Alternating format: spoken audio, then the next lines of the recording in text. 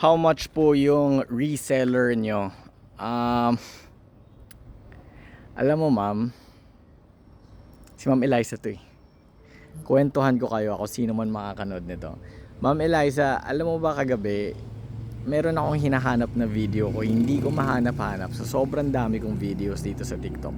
Scroll back ako na scroll back, tapos nakita ko itong komento ninyo. January, itong komento nyo na to. January itong year. Ano ngayon? November. Sa mga tao makakanood nito, si Ma'am Eliza, kaka-order lang nito ng pure honey sa atin. Nag-resell siya, naging distributor siya. Binigyan din natin siya ng libreng organic lemons. Kayo ba yung may butika? Kayo yung may pharmacy? So, yung nagbabackread ako kagabi, tapos nakita ko si Ma'am Eliza, parang familiar. Tapos January, hindi ko na sasabihin yung exact date, January 2025.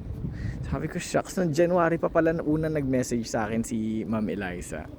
Tapos, kailan lang kita na-replyan, no?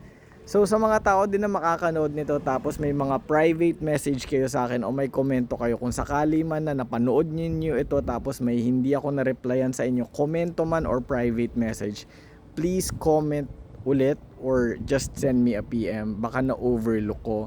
Ma'am Eliza, I'm shooting this video to apologize. January, months ago pa, kayo nag-message sa akin. November ngayon.